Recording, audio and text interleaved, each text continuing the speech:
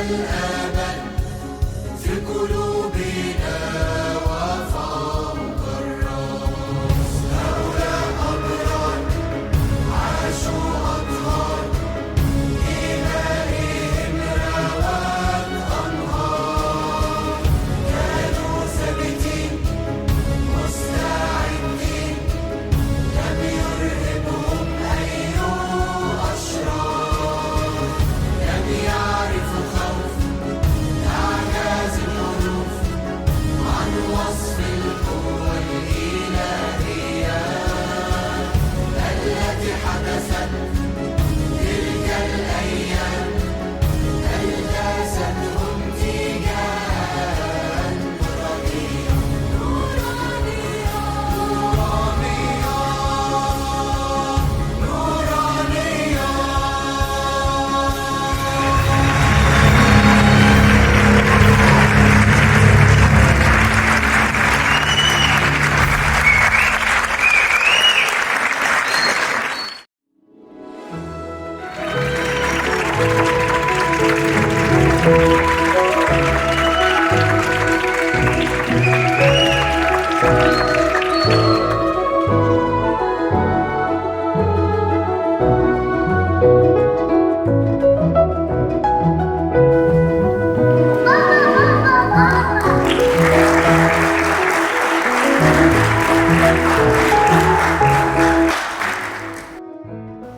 كل سنة وانت طيب يا بابا. وانتوا طيبين يا حبايب قلب بابا بمناسبة عيد النيروز.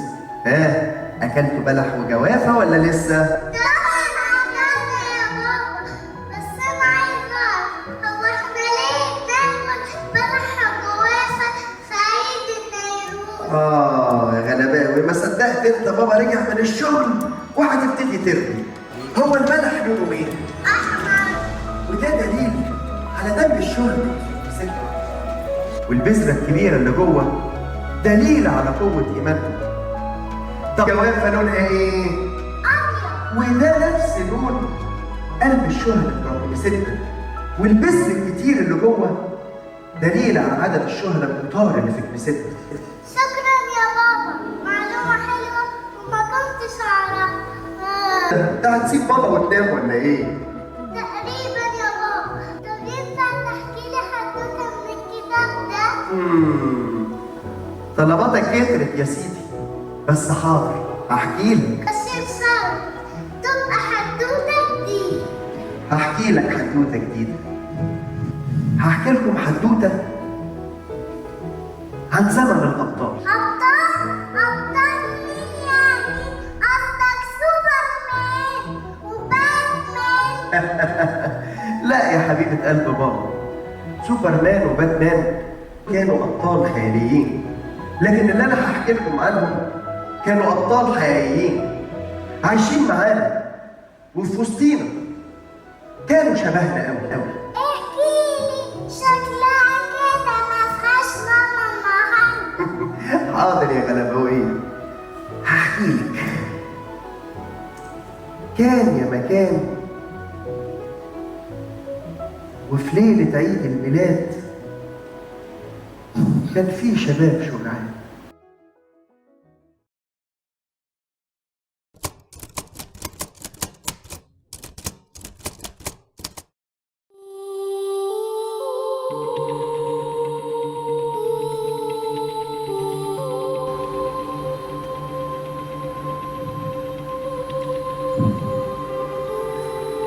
الرجاله الحلوه، كل سنه وانتم طيبين يا رجاله. كل سنة وانت طيب.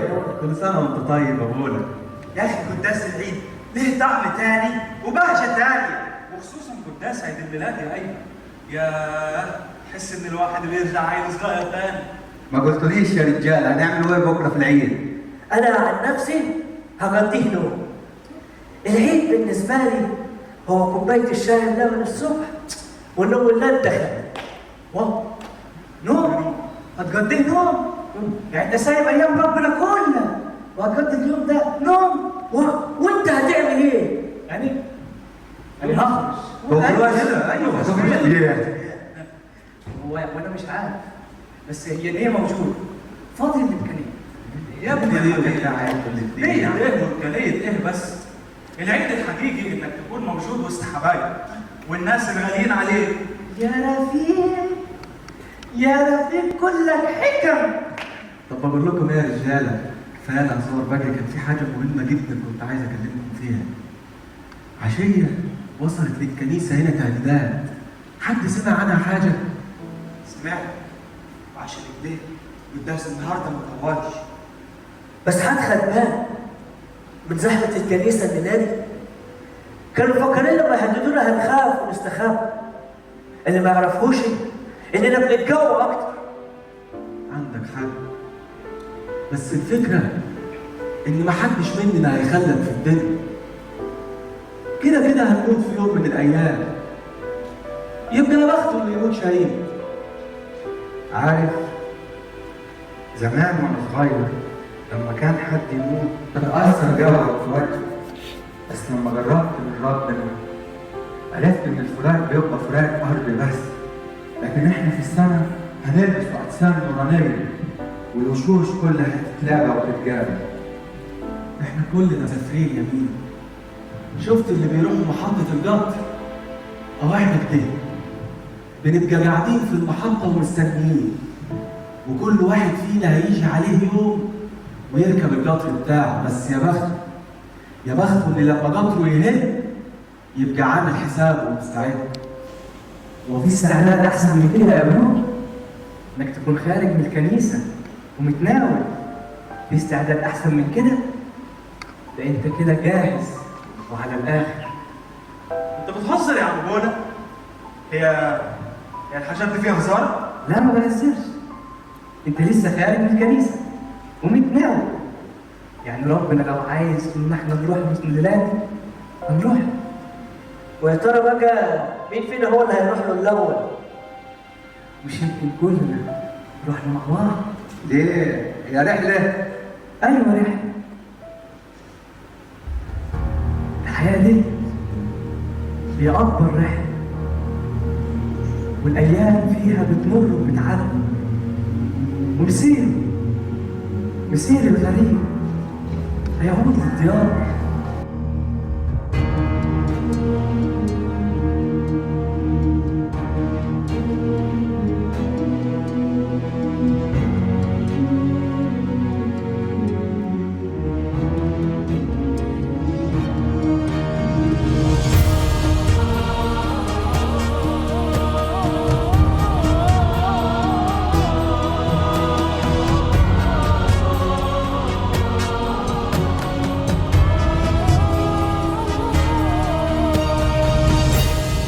لكل شيء تحت السماء مواعيد، والموت أكيد مش حزن، لا ده عيد. هي الحياة رحلة ولازم يوم هنسيبها ونروح لبيتنا بعيد. لكل شيء تحت السماء مواعيد، والموت أكيد مش حزن، لا ده عيد. هي الحياة رحلة ولازم يوم هنسيبها ونروح لبيتنا بعيد. ماشيين في سكة وكلنا مسافرين، غربا وضيوف على الأرض ومفارقين. لينا وطن راجعين له بعد غياب، ولا حد عارف مين هيسبق مين. ماشيين في سكة وكلنا مسافرين، غربا وضيوف على الأرض ومفارقين. لينا وطن راجعين له بعد غياب، ولا حد عارف مين هيسبق مين. ولا حد عارف مين هيسبق مين.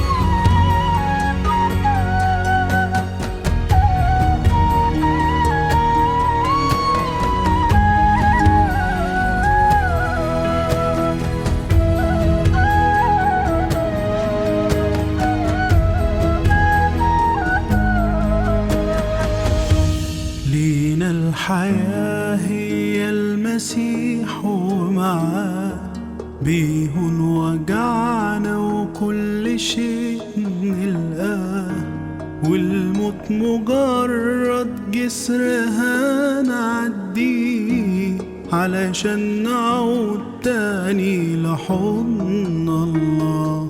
لينا الحياة هي المسيح ومعاه بيهون وجعنا وكل شيء نلقاه، والموت مجرد جسر هنعديه علشان نعود تاني لحضن الله.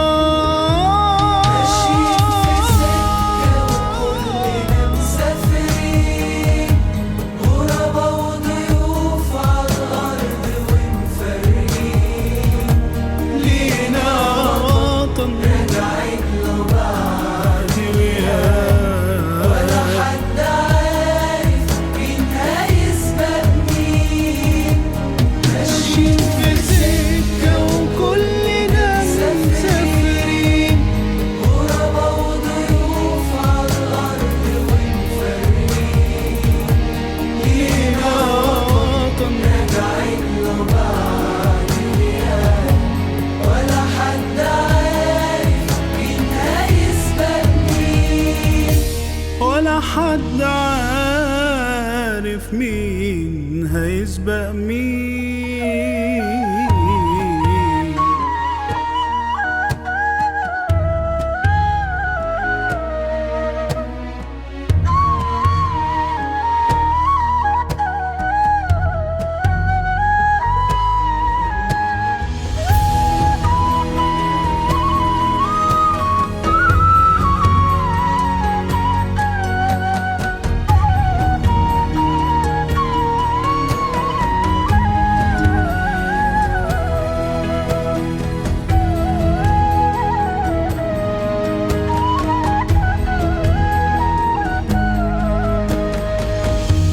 بتجمع السما كل يوم ناسها، دي أورشليم وربنا أساسها، والدنيا مهما هتحلف عنينا نفوسنا لو شبعانة هتدوسها.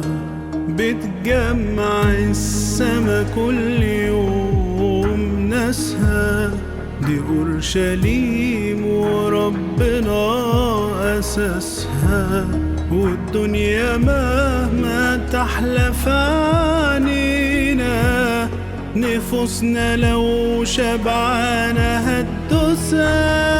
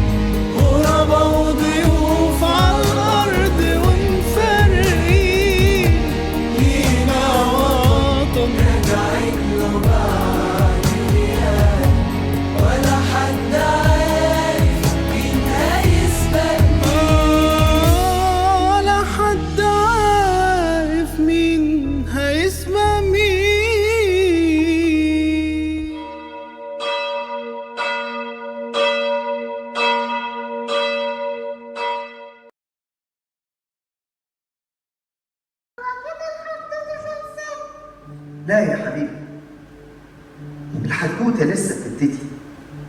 اللي حصل في نجا حمادي ده كان أول صفحة في الكتاب، وبعدها بسنة حصلت حاجات أكبر من كده بكتير.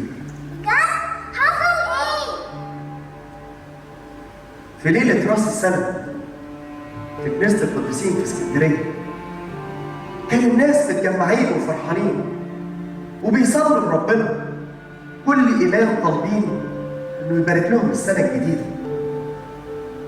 لكن للأسف اللي حصل ساعتها كان غير متوقع خالص، إن السماء خليها يا رب. ماما لو تعملوا النهارده نريح شويه.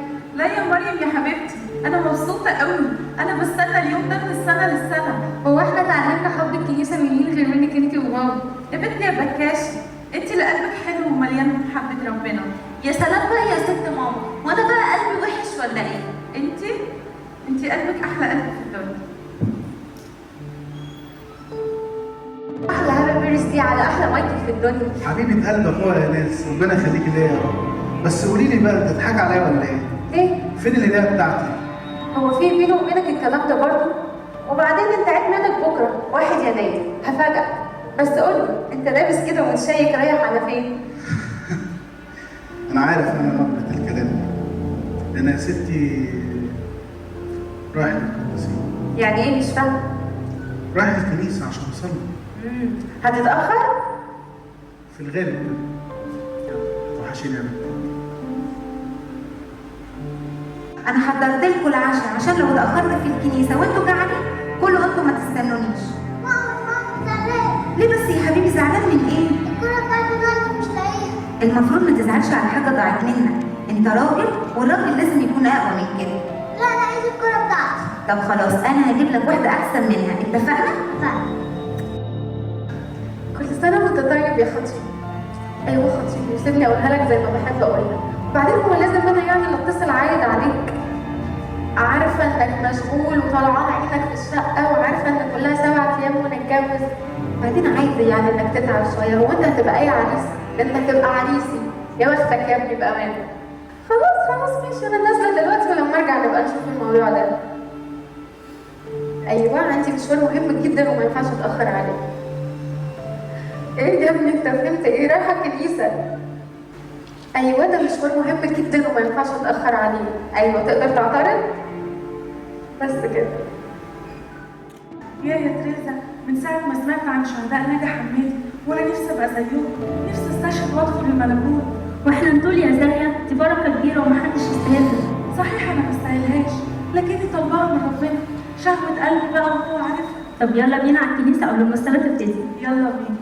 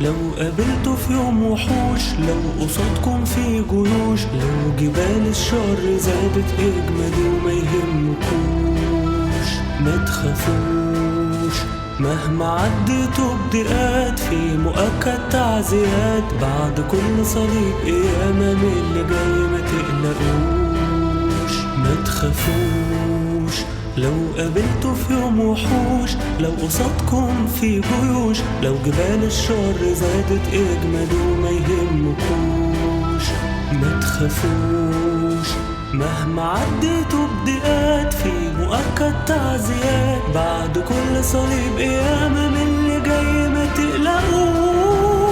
لينا رب وأب وقلبي كبير، لينا سيد اسمه عظيم وقدير، لينا راعي كل أحملنا عليه، واللي بيعملوا يعملوا للخير.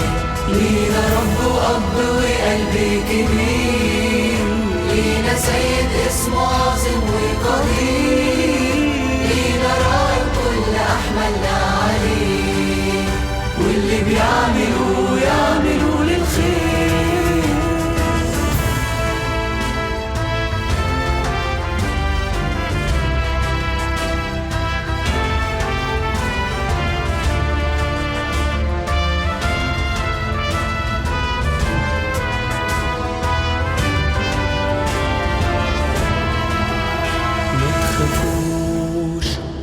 حتى لو هاجت بحور ونصادفنا ألف سور، ربنا هو اللي حامي وعرشه فوق كل العروش. ما تخافوش واللي جوه عينيه دموع، فكروا بوعود يسوع واشكروا وقت التجارب وافرحوا ما تزعلوش. ما تخافوش حتى لو هاجت بحور ونصادفنا ألف سور، ربنا هو اللي حامي وعرشه فوق كل العروش. ما تخافوش واللي جوه عينيه دموع، فكروا بوعد يسوع واشكروا وقت التجارب وافرحوا وما تزعلوش. لينا رب وأب وقلبي كبير، لينا سيد اسمه عظيم وقدير، لينا راعي كل أحملنا عليه، واللي بيعملوا يعملوا للخير. لينا رب وأب وقلبي كبير، لينا سيد اسمه عظيم وقدير، لينا راعي كل أحملنا عليه، واللي بيعملوا يعملوا للخير، واللي بيعملوا يعملوا للخير.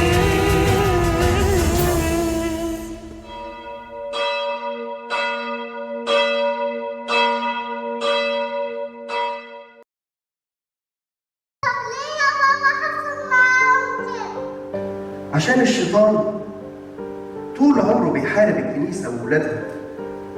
في الوقت ده كانت الحرب شديدة قوي على الكنيسة. ازاي؟ بعد اللي حصل في كنيسة القديسين الدنيا حالها اتغير، حصل ثورة كبيرة وكل حاجة اتغيرت في التوقيت ده، وظهر مجموعة من الشباب الجدعان، الشباب الرجالة اللي وقفوا في وش الظلم وقالوا لا. اسمهم ايه يا بابا؟ كان اسمهم رجالة مسيح.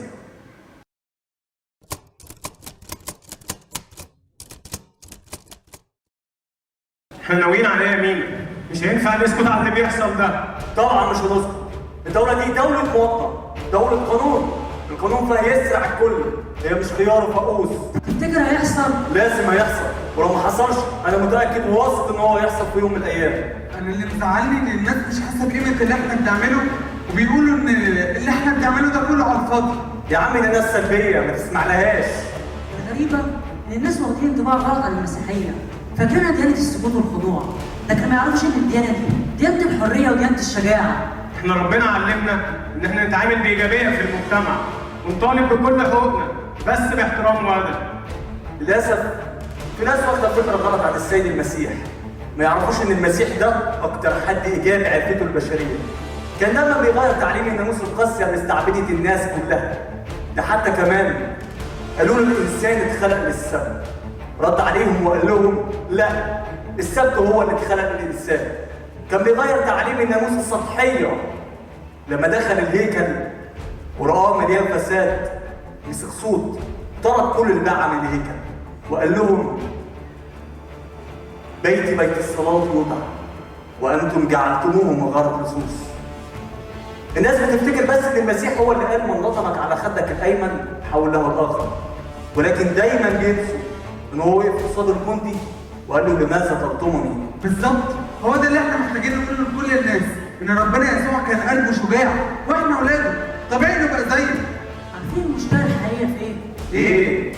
المشكلة الحقيقية في ان الناس يا صاحبي واخدين انطباع غلط عن الشخص المسيحي، فاكرين ان الشخص المسيحي ده هو الشخص الضعيف او الشخص المذلول. ياه، ضعيف؟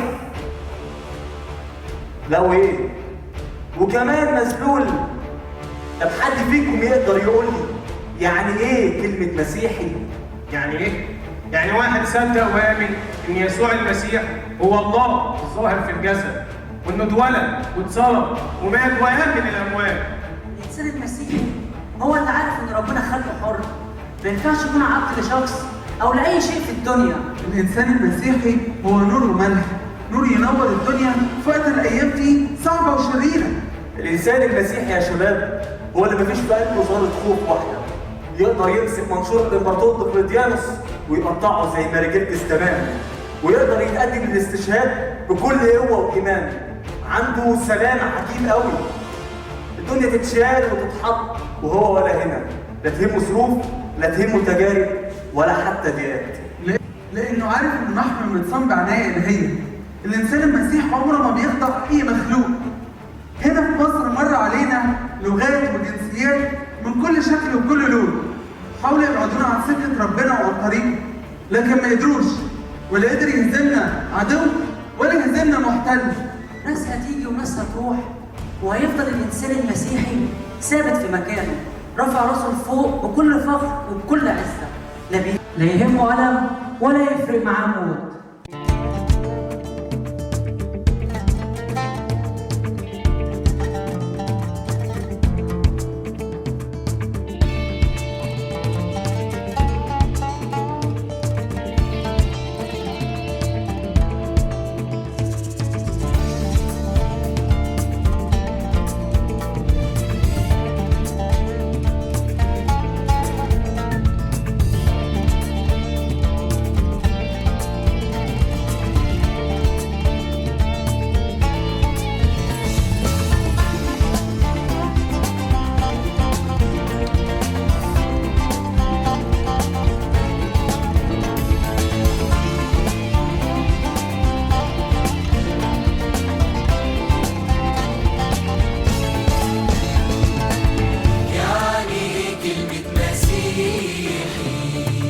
يعني مفدي بدم غالي على الصليب، يعني محبوب حبي مش عادي وعجيب، يعني غالب في التجارب، يعني دايس على العقارب، يعني في السما ده ليه مكان وليه نصيب.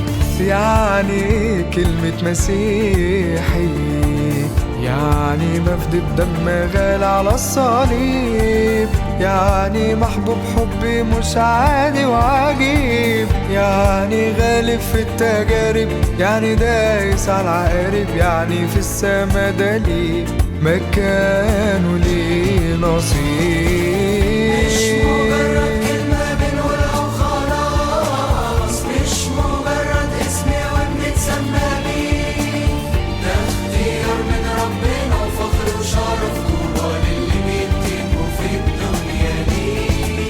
مش مجرد كلمة بنقولها وخلاص، مش مجرد اسم وبنتسمى بيه، ده اختيار من ربنا وفخر وشرف طوبى للي بيتقوا في الدنيا دي. طوبى للي بيتقوا في الدنيا دي. يعني كلمة مسيحي، يعني واحد قلبه مسنود بالوعود، عمره ما يخاف من الأتون أو من الأسود، كل أزمة يمر بيها بالإيمان يقدر عليها، بالصلاة والصبر وليالي السجود. يعني إيه كلمة مسيحي؟ يعني واحد قلبه مسنود بالوعود، عمره ما يخاف من الأتون أو من الأسود، كل أزمة يمر بيها بالإيمان يقدر عليها، بالصلاة والصبر وليالي السجود. مش مجرد كلمة بنقولها وخلاص، مش مجرد اسم وبنتسمى بيه، ده اختيار من ربنا وفخر وشرف طوبى للي بيتقوا في الدنيا دي. مش مجرد كلمة بنقولها خلاص، مش مجرد اسم وبنتسمى بيه، ده اختيار من ربنا وفخر وشرف طوبى للي بينتهوا في الدنيا دي. طوبى للي بيتقوا في الدنيا دي.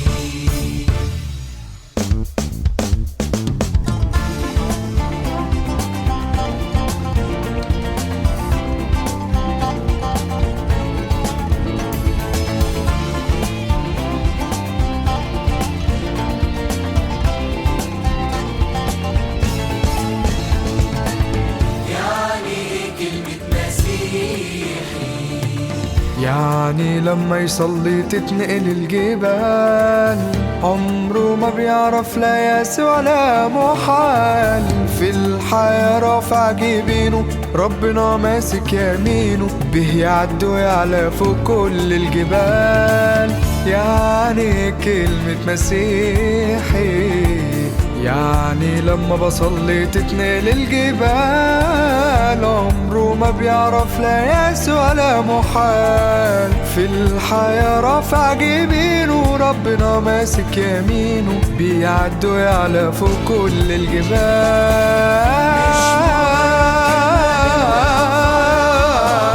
مش مجرد اسم وبنتسمى بيه، ده اختيار من ربنا وفخر وشرف، طوبى للي بيتقوا في الدنيا ليه.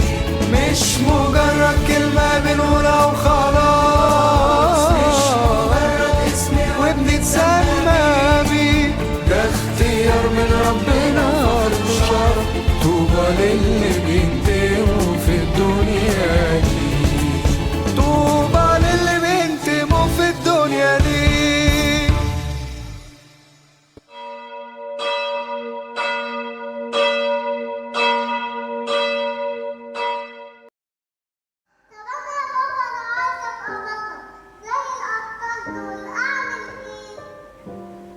لازم تخلي قلبك مليان بالإيمان. بس أكيد يا بابا مش أي حد يقدر يبقى بطل.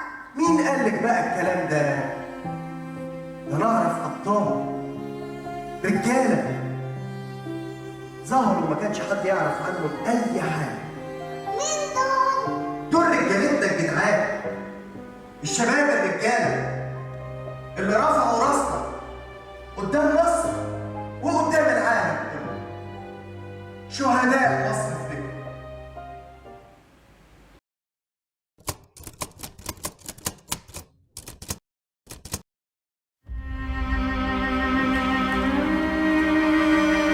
يسوع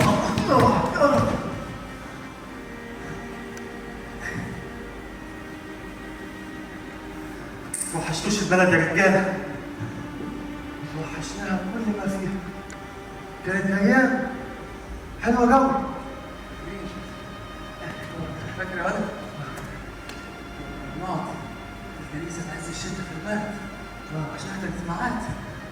فاكر يا ولد؟ هي دي ايام تتنسي، الوعظه والترانيم والايات والسهره الحلوه مع اهالينا لما نروح. وما كانتش بتحلى السهرة غير قدام أفلام الشهداء والقديسين. أنا كنت بعرف إن في فيلم هيتذاع على القنوات دول. واصل من الصبح عشان أسمع طبقت ورحت الشغل مش نايم. كيف؟ كنا بنقول كيف الشهداء استحمل كل العذابات دي، وكيف ربنا ادالهم القوة والإيمان لحد ما بقينا زيه في نفس الوضع، وعرفنا كيف ربنا بيبعت لهم القوة والإيمان في وسط الدين. تعرفوا احنا غلابة قوي، يا دوب شهر وشوفنا الويل. ما بالكم بقى مراجيرجس 7 سنين عذابات ليل مع نهار. ده باطل. مين يجي جنبه ده؟ غريبة دي الواحد كل ما يفكر في المكان اللي ربنا اداها له يقول كيف بس يا رب، ده انا ما استحقش حتى اشهد اسمك. تعرف انا عايز اقول لكم على حاجه. ربنا ليه حكمه في الاختيار. مين فينا كان يتخيل انه يتحط في الموقف ده؟ بس لما اتحطينا فيه لان ربنا شغال بينا ومعانا. خايفين من الموت، طبيعي نخاف. طبيعي نخاف يا ولاد، وطبيعي نتعب. وعارفين السيد المسيح ذات نفسه عجب ونسب زي الدم قبل الصليب.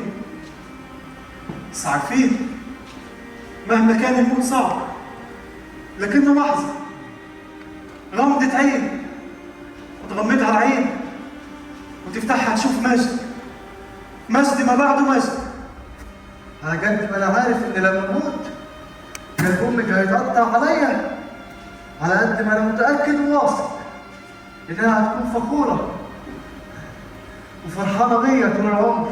واو، ودي فيها كلام عادي.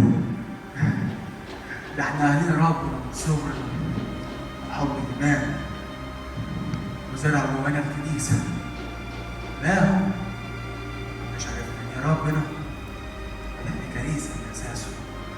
وعارفين حتى لو مش هنشوفهم هنا على الارض، فوق في السماء نسيب الوشوش هتتلاقي ومسيرنا هنشوفهم تاني. هيا قوموا معي. ايه اللحظة حانت يا رجالة. ايش بدك؟ ايش بدنا نسوي قلوبنا؟ خلاص فاضل خطوة على السماء.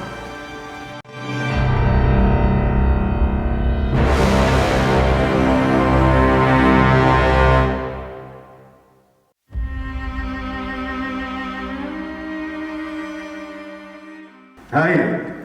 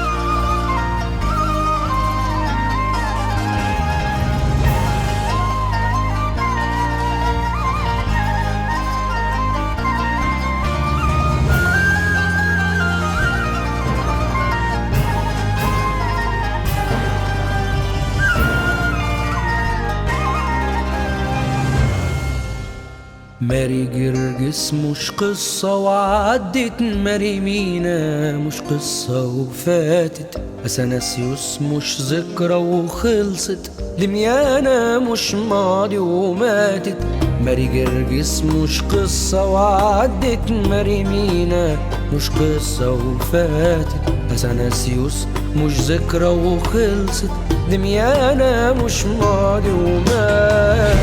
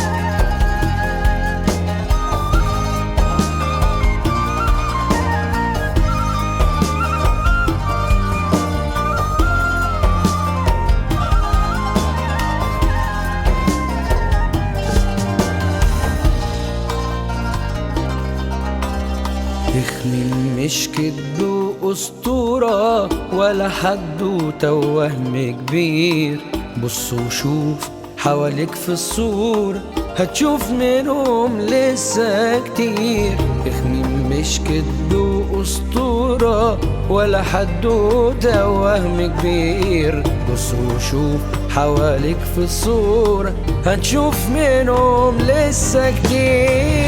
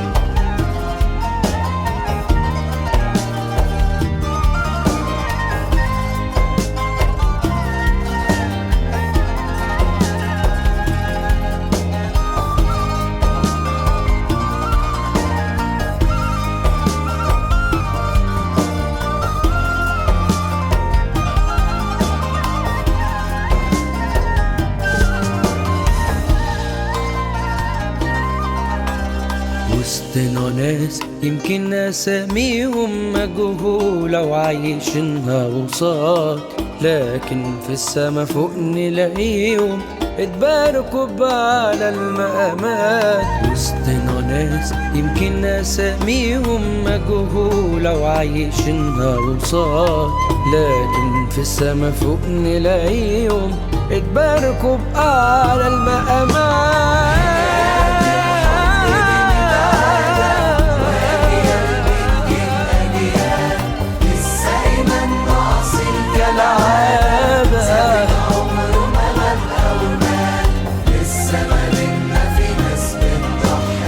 مهما وجعهم زاد وطال، كنيستنا تفضل ولادة، وزماننا ده زمان الأبطال، لسه ما بينا في ناس،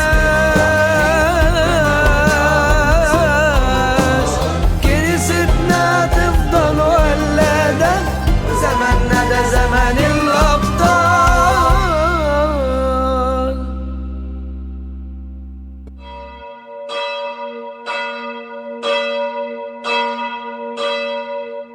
أيها الشعب المصري الصامت، أتقدم إليكم جميعا بخالص العزاء، وأتوجه نيابة عن كل المصريين إلى أسر وعائلات أبناؤنا شهداء الإرهاب الغادر. إن مصر تحتفظ لنفسها بحق الرد وبالأسلوب والتوقيت المناسب للقصاص من هؤلاء القتلة.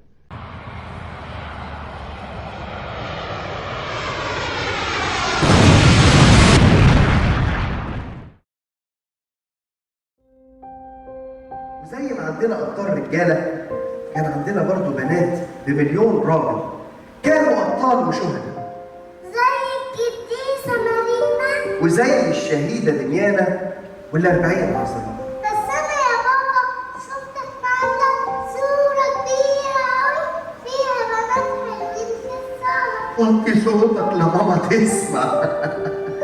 هحكي لك حكايتهم يا سيدي. دول بقى كانوا شهيدات القدسية. ودول حكايتهم إيه؟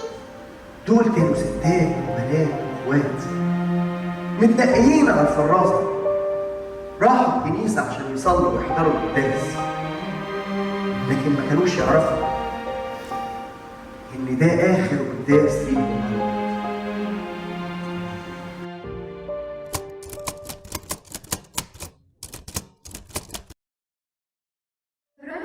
صح النوم؟ ايه كل النوم ده؟ انا صاحيه يا مارينا. صباح الخير. صباح الخير يا حياتي. ايوه كده بحب انا الناس النشيطه دي. عيب عليكي، مفيش نشاط مني، انت عارفه. انت هتقولي لي؟ طب يلا مش عايزين نتاخر النهارده عن القداس. متقلقيش مش هنتاخر. اصلي بصراحه ما بحبش اتاخر عن القداس وانت عارفه. فاكره احنا صغيرين لما كنا بنقعد نرنم مع بعض وكل واحده فينا تغز الثانيه وتقول لها صوتي احلى من صوتك. طب ما انا صوتي احلى من صوتك ودي حاجه معروفه يعني. شوفي البنت. عارفه يا فبرونيا ايه اكتر حاجه بحبها في بابا يسوع؟ ايه؟ انه بيحبنا اكتر ما احنا ما بنحب نفسنا، وكل حاجه بيعملها لنا بتكون لخيرنا. اساليني انا، حاجات كتير كنت عايزاها تحصل لي طلبتها مني ولما ما بعتهاش زعلت وقلت معقول يا رب تستكترها عليا؟ بس الايام عدت، عرفت انه ما بعتهاش عشان يبعت لي الاحسن منه. ايوه، وحاجات صعبه حصلت كنا بنقول فيها ليه يا رب عملتها، وعرفنا بعدها انه عمل عشان مصلحتنا وراحتنا. عشان كده انا مبقتش اشيل هم حاجه ولا تفرق عندي حاجه. اتعب، اخسر، افرح، اكسب، اعيش، اموت، مش فارقه عندي، لاني عارفه ان ليا اله عظيم بيدبر كل حاجه علشاني هنا على الارض وفوق في السماء. انا نفسي اقول لكل انسان اعرفه انك مش هتلاقي حضن احلى ولا اجمل ولا احن من حضن بابا يسوع، وانك مهما كنت بتغلط مش صعب انك تتولد من جديد. تقصدي ان القلوب تتوب يعني؟ ايوه طبعا تتوب. انا عن نفسي لما قعدت مع اب اعترافي قلت له ان التوبه دي حاجه مفروغه منها، واني نفسي اقدم حاجه اكبر بكتير من التوبه. انا بقى لما قعدت مع اب اعترافي اخر مره فجاه لقيتني معاك بالدموع قصاده، لدرجه ان افتكر ان عندي مشكله مثلا، بس انا نفسي ما كنتش عارفه ليه بعيط. يمكن اني كنت حاسه وقتها بحضور الله. فكرتيني بعض. هقولك انا بقى عملت ايه. رحت لها البيت وما سبتهاش غير لما صلحت. انا بموت في حنية قلبك الحلوة دي. وانا كمان بحبك جدا. احنا الكلام اخدنا شكلنا كده هنتاخر قبل احنا بنتقابل. يلا بينا نجهز بسرعه. متخافيش نتاخر وانا مستغربة.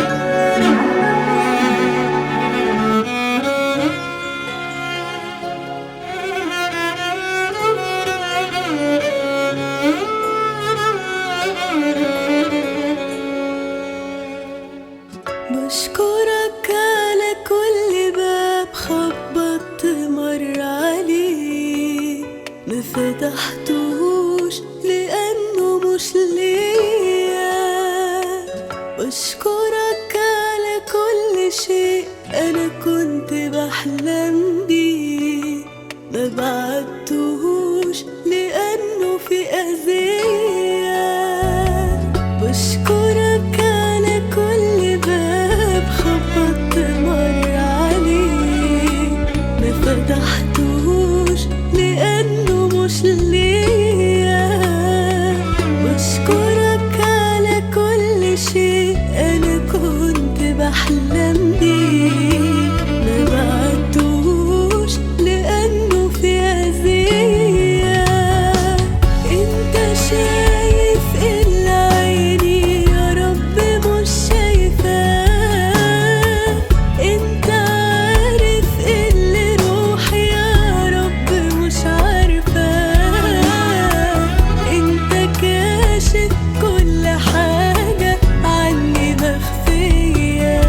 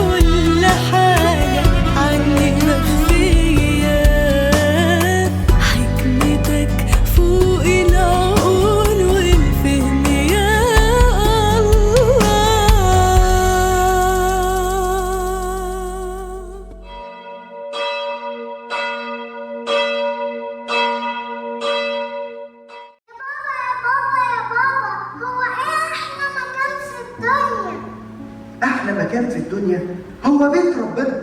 هو ربنا اللي بيت؟ طبعا الكنيسة هي بيت ربنا. طب أنا يا بابا عايزة أقعد في بيت ربنا ده حتى لو أنا عندك في البيت. أهو نفس الكلام ده قاله داود بس زمان. خلاص يا بابا هنروح كلنا نقعد هناك مع داود. ماشي يا ستي، أنا هبقى أقول لداود يحصلنا على هناك. ماشي، كمل الحدوتة بقى. وصلنا لسنة كام؟ لسنة 2017 في يوم حد الزفة كانت حكاية القبطان اللي عاش طول حياتهم جوه الكنيسة، وكانت برضه نهايتهم جوه الكنيسة في بيت ربنا. عارفين هنحفظ لحن ايه النهارده؟ لحن ايه؟ لحن افلوجينوس. عارفين بيتقال امتى؟ يوم حد الزعف يا مستر. برافو عليك يا سليمان، يوم حد الزعف فعلا. اليوم اللي الكنيسه كلها بتبقى فرحانه فيه، اللي اورشليم كلها كانت فرحانه بدخول المسيح، وقعد يقولوا وصلنا لابن داوود، وصلنا في الاعالي، مبارك الاتي باسم الرب. الكنيسه كلها كانت فرحانه ان يسوع المسيح كملك اليوم. هتحفظنا اللحن كله يا مستر النهارده؟ هو جزء صغير بس هنشيلها نحفظها. يلا نقول سوا.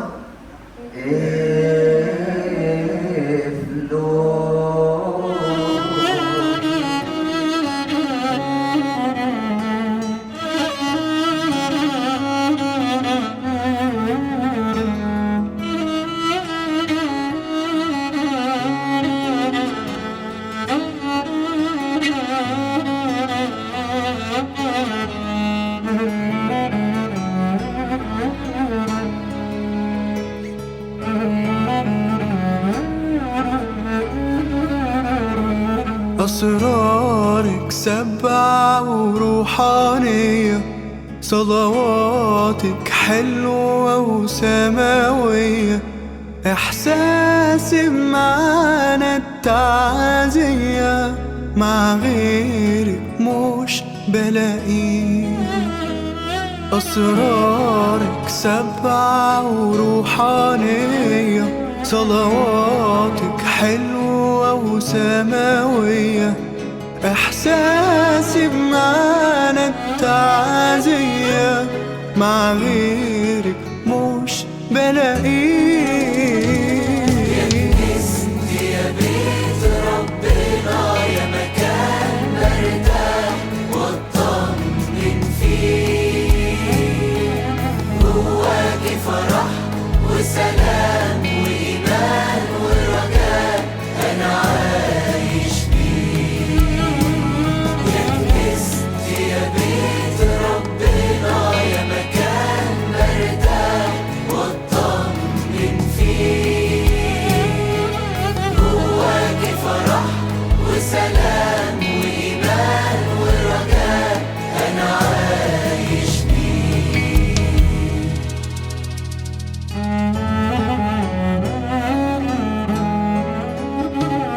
أجمل وقتي عدى عليا وأنا جايلك ساعة الصبحية، وبخور صلاتك حواليا اللي اتعودت عليه.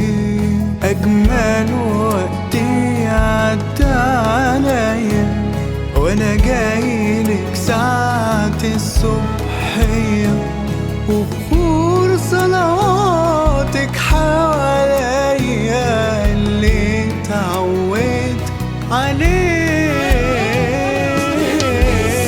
يا بيت ربنا يا مكان برتاح واطمن فيه، جواكي فرح وسلام وإيمان ورجاء أنا عايش بيه.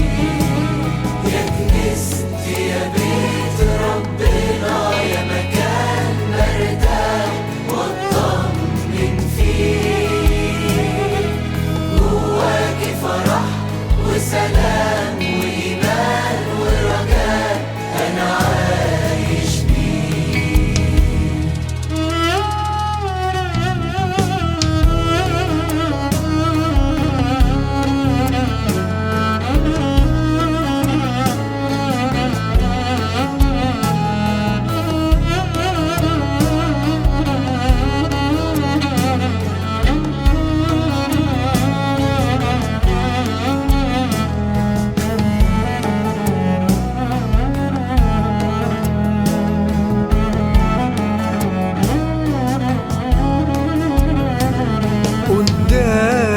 ماسك بيطمن قلبي وبقابل فيه سيدي وربي، وفي حضنك بنسى سنين تعبي والوجع اللي مخبيه، قداسك بيطمن قلبي وبقابل فيه سيدي وربي، وفي حضنك بنسى سنين تعبي والوجع اللي مخبيه.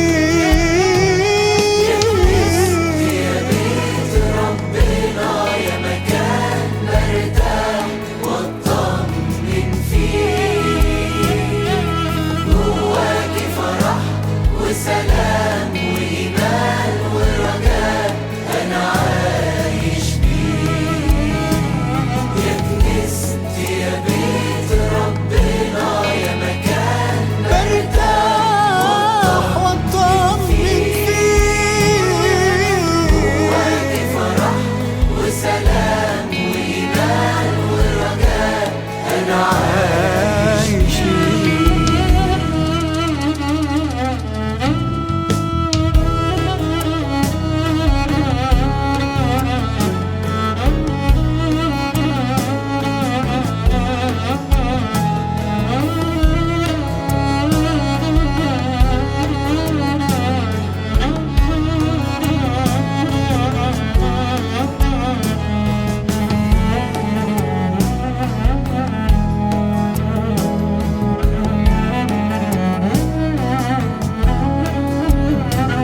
بتناول دي نعمة غنية الله بيفيد بيها عليا، أنا بثبت فيه ويثبت فيا واشهد في العالم ليه. بتناول دي نعمة غنية الله بيفيد بيها عليا، أنا بثبت فيه ويثبت فيا واشهد في العالم ليه.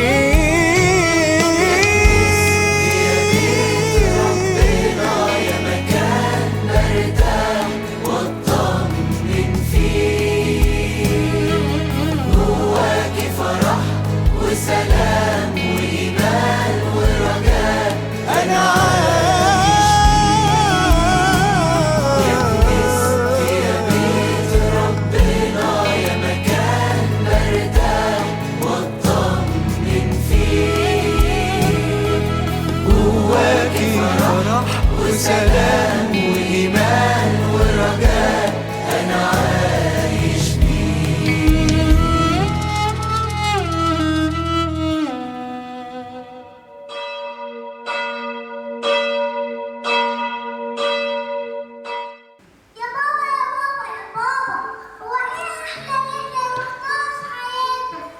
ياه، فكرتيني بالذي مضى.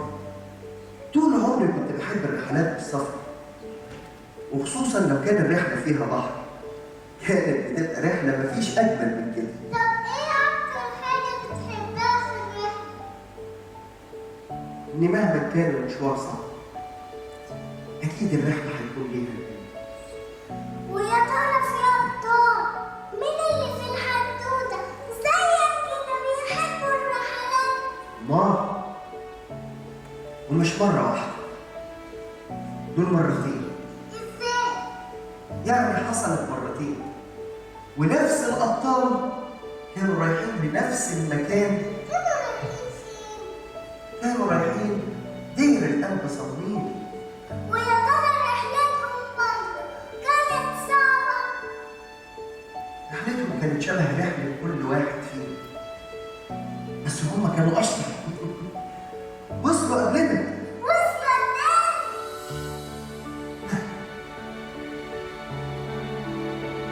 وصلوا السما.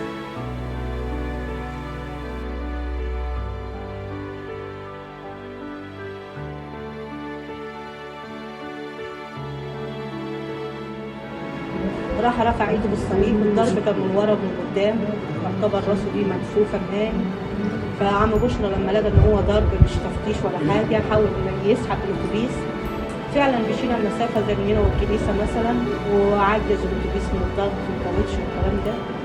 وراحوا بعد ما عجز الاتوبيس لفوا لفه كده حوالين الاتوبيس، اللفه دي ضغط على كل الرجاله اللي كانوا في الاتوبيس. يعني ضرب عشوائي من بره، بس كان ضرب مدرب يعني، كله ضرب في الراس على طول، كل اللي خد طلق نام مش مات، نام. دخلوا بقى لو كان في حد لسه كان فيه روح بقى يخلصوا عليه. يعني الشهيد هاني عادل كان هاني محسن كان قاعد جنبي، خد رصاصه وكان معاه طفل 6 شهور كورولوس. يقول لي كورولوس يا مرات خال بشوي ابني، راح واخده منه وراح منيمه في الارضيه بتاعت الاتوبيس هو وجوليا، لان جوليا كانت في اولى ابتدائي وقتها. قال له ما تخافش كورولوس معايا، كورولوس حلو ما فيهوش حاجه وانت كويس. هو بيكلمني لسه وراح طاله تاني، فرح كل المكان ده، وجع على رجلي انا كل الجزء ده كده بالظبط. يعني استشهد في ساعتها. فبعد ما ضربوا في الاتوبيس بشويه عمري راح واخدنا انا واخته ومرات عمه، مرات عمه اتصابت في رجليها وكفى علينا كلنا وفدانا. يعني ما اتصبتش لا انا ولا جوليا ولا هو، كنا سلام 100 لكن طلعوا ابطال فعلا، وناس يعني ناموا كلهم على الارض وكده، وضربوهم كده في راسهم كده وهم مرصوصين جنب بعضيهم السبعه. بعدها لما العربيه بتاعتهم غرزت، يوم خدوا عربيه المعلم اللي كانت بعدينا، وواحد منهم سمع صوت بشوي وعمال يصرخ وعمال ينادي على هان. راح فتح الباب فوق عم بشرى، وعم بشرى حتى كان لسه يعني ما كانش تعب والجري، عمال يقول له بس ده جايين بس جايين. لكن هو كان في حاله هستيريا غريبه، زي ما كل واحد بيصرخ بيقول له مستنوني انا اروح معاكم، ما ينفعش ان انا اقعد لوحدي. راح دخل، فانا بقول طب خلاص مش هيتكلم تاني زي بعض، سيبوني مش هيتكلم تاني. فلقيت بشوي بقى زي ما يكون واحد عايز ينتقم، بيطلع فوق الكرسي وعمال احنا مالكم بتعملوا فينا كده؟ لا بكل قوته بقى. راح قال له بنعمل فيك كده عشان تكفر. قال احنا مش كفر، احنا مسيحيين. قال له زي ما بقول كلمه مسيحيين دي كلمه اهانه، كلمه شتيمه، كلمه فظيعه. انهال عليه بالضرب يا عمري. اول رصاصه خدها هنا كانت مفور الدم، بعد كده 5 رصاصات كده. فانا بدار عليه بالشنطه بقول طب خلاص سوا بعض، سيبوني مش هيتكلم تاني، بس انت بتقول راح قال لي انا هموت لك بحر الجنب بتاعتي. وده وديه فين؟ بيقول له ميت وهو كده، وده وديه فين؟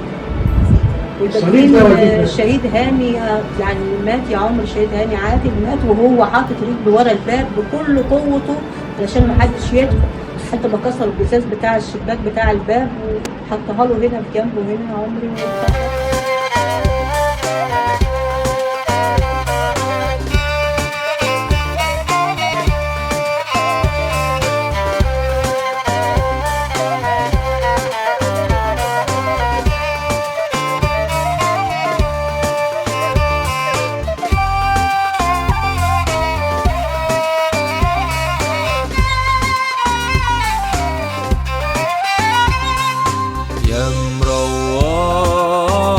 بلدك يا غريب هتعدي الأحزان وتغيب، وهتشرق شمس الحياة.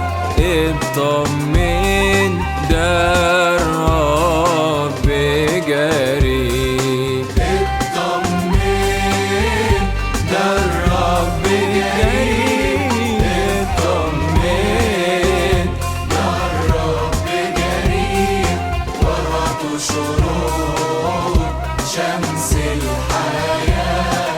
اطمن ده الرب قريب. يا رايح لسما السماوات ابعت للي فوق سلامات، ويا سعدك يا هناك علشان هتقابل رب الجوات، هتقابل رب الجوات، هتقابل رب الجوات، ويا سعدك يا هناك علشان هتقابل رب الجوات. يا الأتعاب وهتسكن فوق السحاب. يا بختك بالمجد هناك لما تكون في حضن الآب. لما تكون في حضن الآب. لما تكون في حضن الآب. يا بختك بالمجد هناك لما تكون في حضن الآب. يا مسافر رايح ليسوع وفي قلبك أفرح وخشوع، هينسيك زمن الأوجاع وهيمسح كل الدموع. وهيمسح كل الدموع. وهيمسح كل الدموع. هينسيك زمن الأوجاع وهيمسح كل الدموع. تتلقى وشوش الغايبين نتجمع مع الغاليين لما هنوصل السماء وسط ملايكة وقديسين. وسط ملايكة وقديسين. وسط ملايكة وقديسين لما هنوصل السماء وسط ملايكة وقديسين. بالك لو بيسوع مشغول على كنعان هتروح على طول، ونقول لك آخر المشوار حمد لله على الوصول. حمد لله على الوصول. حمد لله على الوصول. ونقول لك آخر المشوار حمد لله على الوصول.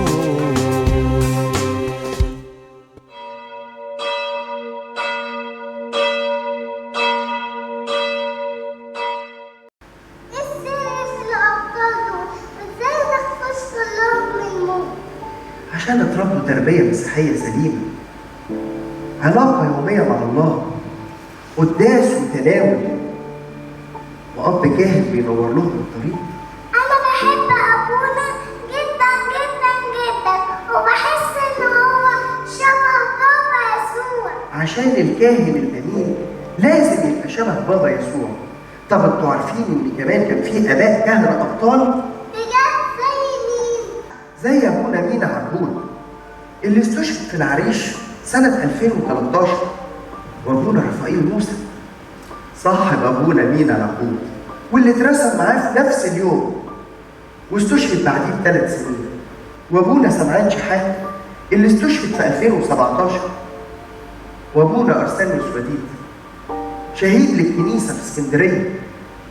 كلهم كانوا خدام ورعاة صالحين ربحوا نفوس في حياتهم وربحوا نفوس أكتر في استشهادهم.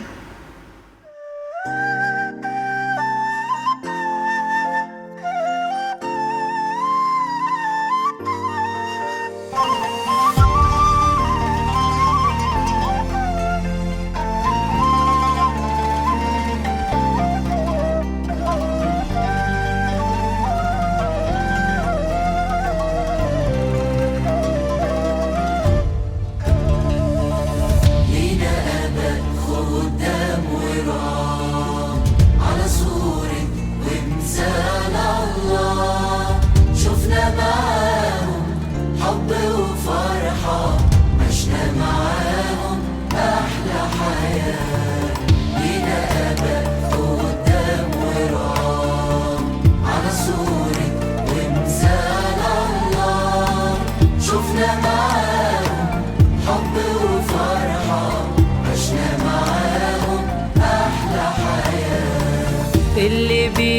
بيحتاجهم يلاقيهم، واللي بيجري في مر عليهم يشيلوا وقتها جوا عينيهم ويخففوا عنه المعاناة. اللي بيحتاجهم يلاقيهم، واللي بيجري في مر عليهم يشيلوا وقتها جوا عينيهم ويخففوا عنه المعاناة.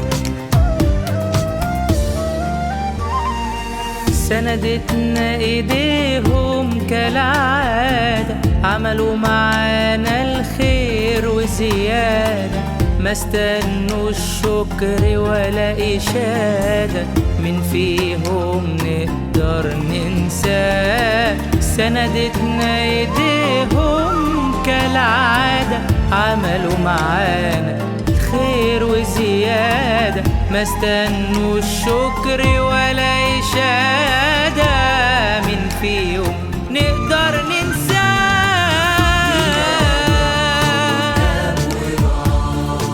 على صورة ومثال الله شفنا معاهم حب وفرحة، عشنا معاهم أحلى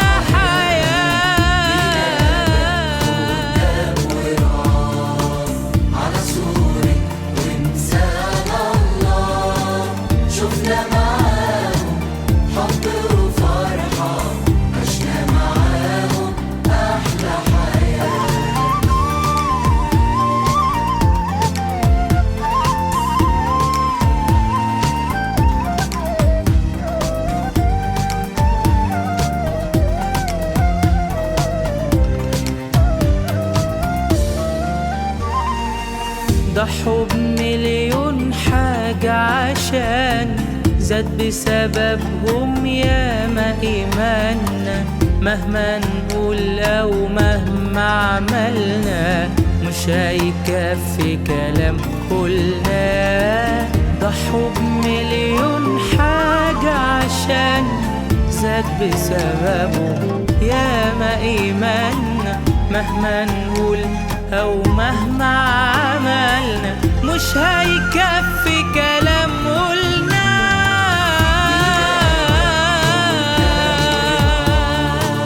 على صورة ومثال الله شفنا معاهم حب وفرحة، عشنا معاهم أحلى حياة، لينا بقى قدام وراه. على صورة ومثال الله شفنا معاهم حب وفرحة، عشنا معاهم أحلى حياة.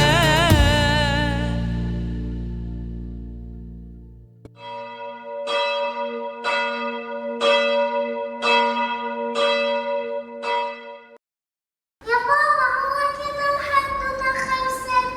مين قال انها خلصت؟ الحدوته دي عمرها ما هتخلص أبدا. يعني لسه في أبطال تاني؟ طول ما احنا عايشين هتفضل الكنيسه تطلع لنا في الابطال وشهداء من شرق مصر وغربها، من شمالها لجنوبها، من قبلي ومن بحري، كبار واطفال، شيوخ وستات ورجاله. هيفضل ربنا يلاقيهم نقاوه ويعمل فيهم مجد. متأكد يا بابا إنك ما نسيتش حد؟ أنا حاسة إن الحدوتة لسه فيها تاني. طبعا لسه فيها تاني وتالت ورابع، السما فوق مليانة، واللي نعرفهم أقل بكتير من اللي ما نعرفهمش، وهيفضل كل يوم يظهر أبطال وشهداء ما كناش نعرف عنهم حاجة. وخليكوا دايما فاكرين إن مهما العمر طال هنفضل عايشين في زمن الأبطال.